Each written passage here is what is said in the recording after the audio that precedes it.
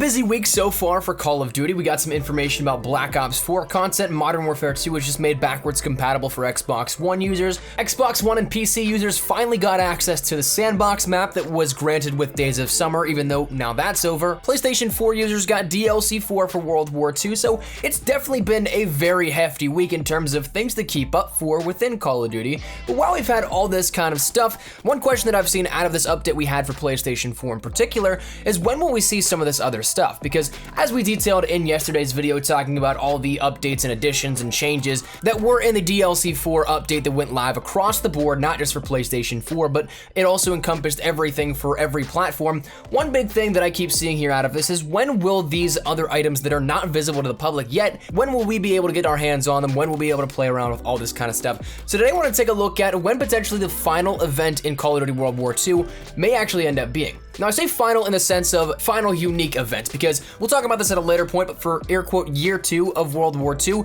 I can't imagine there's going to be any massive events that are brand new that we haven't seen already. Instead, they'll just make the collections live again for, say, Winter Siege, Resistance, Shamrock, and on and so forth, and then maybe add in a new weapon or two here and there across the board to keep things new instead of just a rehash. But that said, a new event, when can we start to expect it? So firstly, the reasons why we can even expect one in the first place is because with this update, we ended up seeing some things we weren't necessarily supposed to.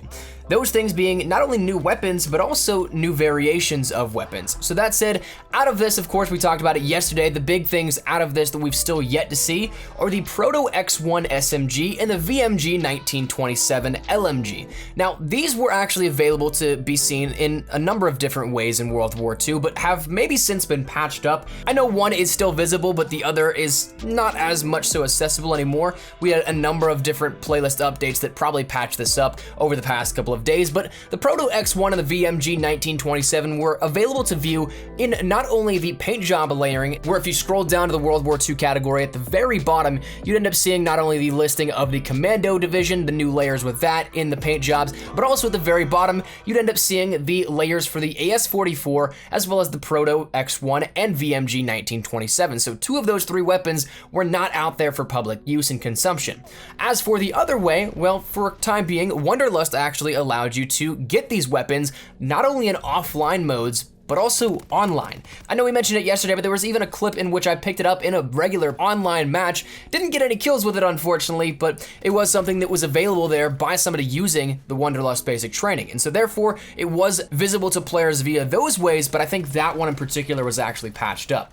Now, additionally, on top of that, we also ended up seeing that we have new variants of the AS-44, which is that brand new rifle that we ended up getting as a part of the Commander Division. If you end up going and prestiging your Commander Division, you'll end up getting the base AS-44, you prestige it all the way up and you'll end up getting the predecessor variants of that one, which is a regular variant very similar to what we end up seeing the design of other variants in World War II being like. But then we also end up seeing that there is one called the Vaccine, the Speed Demon, as well as the Bear 2. All three of those are absolutely insanely cool looking, and I so hope that I get at least one of them. I know there's going to be at least probably one of these in a collection of some sorts here for whatever the event may be called at the point whenever it launches, but I'd still love to get all three of them. The Bear 2 in particular looks phenomenal. That wood finish as well as just a gold plating on it, and also the Speed Demon looks pretty awesome as well with the more vibrant colors here with this.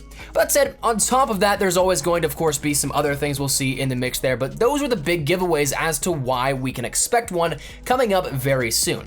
Now, you can also, of course, take out that every single DLC we've had so far and the gap period after we end up seeing an event happen is rather small, so we're kind of anticipating one to begin with. That's just sort of been how the year's been going, but regardless, when can we see it? That's the next big question, because this now comes down to an intricate layering of timing. There's a couple of different things that, even though we're at the tail end of World War II, it still needs to thread the needle, per se, to end up getting everything accurately here. So, for those of you guys that have paid attention to it and you don't necessarily care all that much about World War II, you might very well be looking forward to the Blackout beta for Black Ops 4, the Battle Royale portion of Call of Duty Black Ops 4. That beta is going to go live starting on PlayStation 4 on the 10th of September. September. So very soon here, just under 2 weeks away now at this point, so very excited for that one, but that'll probably go until maybe say the 17th.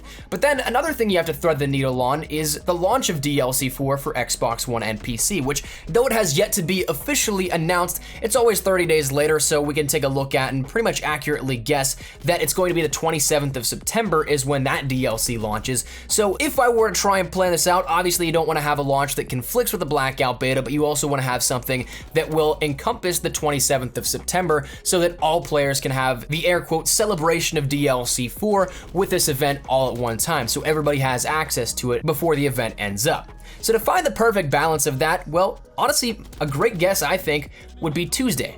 And I'm talking this Tuesday. So potentially this Tuesday, September 4th, we end up seeing new events, new weapons, new loot, all kinds of good stuff, maybe new modes, maybe new headquarters, some other cool goodies that are thrown in the mix here, and with it potentially being the final event for World War II, maybe something cool on top of this as maybe some in-game reward or something cool to kind of distinguish this event from the others. But why am I thinking as of this Tuesday? Well, as you sit down and look at it, the average that we've seen in between each event, all the way back from the very launch of the first event, that being Winter Siege, the average between each event that we've seen thus far is right around 2 weeks. We had a few that were 3 weeks and we had a few that were 1 week. So that kind of average, of course, just rounds back into being 2 weeks in between.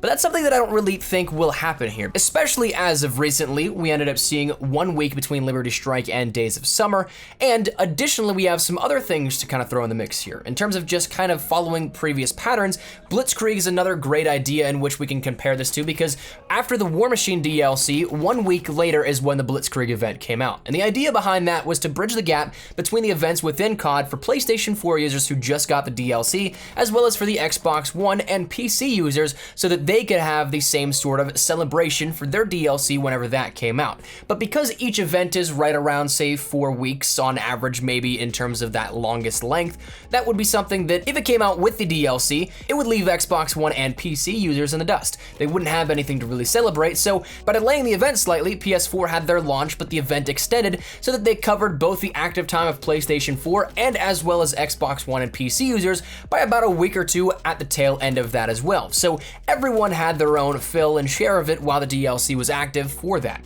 And so in that sense, I think this might be exactly what happens here with this. Delay it by 1 week and then we end up seeing that it goes all the way up past Xbox One and PC's launch. Additionally, I don't see it going into 2 weeks time after the DLC launches, because at that point, you're into the blackout beta. While it's only 13 days, not even 2 weeks away from when the DLC launched, even if you want to bridge the gap, that's not the time to do it, because that takes away from and completely splits the player base there, as for players that will be wanting to jump in to Black Ops 4's blackout beta, but also still may want to play World War II. I know that personally, I'm excited for both an event as well as the blackout beta, but just from a sheer marketing perspective, it doesn't make sense to have a voluntary conflict like that if you can avoid it in some capacity.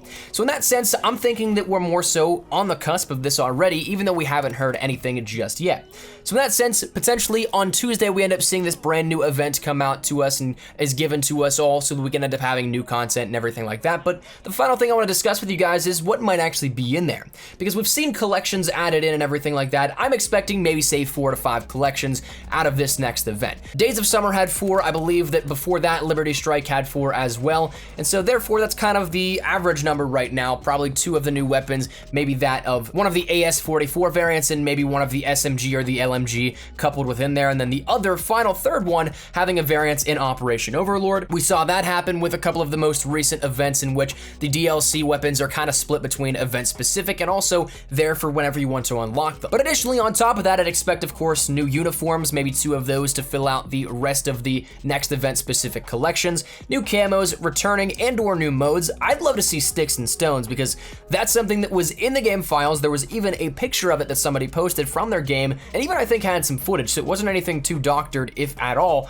but that's something that has been there for a while, and we've yet to see anything on that in World War II. I'd love to see that come. Maybe say the return of Throwback, Demolition, and many of the other great modes that are out there. One Shot was a ton of fun. I'd like to see those come back in some way, shape, or form, but all of this will, of course, be limited. I'm guessing, say, 4 to 5 weeks. I'd imagine that it takes us to about a week after the launch of DLC 4 on Xbox One and PC PC, maybe a little bit further, so roughly the 2nd or the 9th. And if it is the latter of the two, the 9th would allow it to really be a last hurrah for World War II, since 3 days later, that's when Black Ops 4 would launch globally. So wrapping this all up, of course, there is an event probably going to happen here very, very soon, and I think maybe even as soon as Tuesday.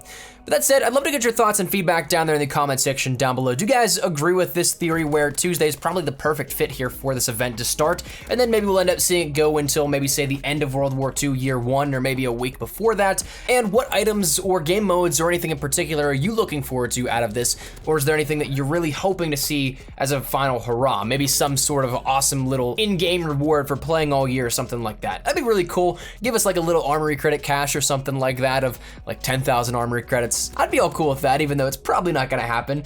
But that said, whatever it is, let me know your thoughts in the comments down below. Hopefully you guys enjoyed the video. If you guys did, make sure you drop a like down below. And of course, if you guys are new to the channel, make sure you guys subscribe so you don't miss a single thing regarding Call of Duty World War II content, updates, news, best class setups, tips, tricks, all that good stuff. We got you covered here up on the channel as well. Black Ops 4 and Blackout content coming very, very soon. Very excited for that beta. Hopefully you guys are as well. But if you guys are interested in any of that, of course, hit that subscribe button so you don't miss a single thing. If you guys want to follow me over on Twitter, that's the best place to get connected with me outside of YouTube. Practically live on Twitter, so if you guys want to strike up a conversation, ask me a question, whatever it may be, link is down there in the description below. And also, if you guys want to follow me over on Instagram, a little more activity there, so that link is down there for you guys to check out as well. But all that said and out of the way, thank you guys all so much for watching. Hopefully you guys have a fantastic day, and hopefully we can get some cool stuff here to round out World War II Year 1, maybe even this upcoming week. But regardless, I'll keep you posted. Thanks for watching, and take care. Peace.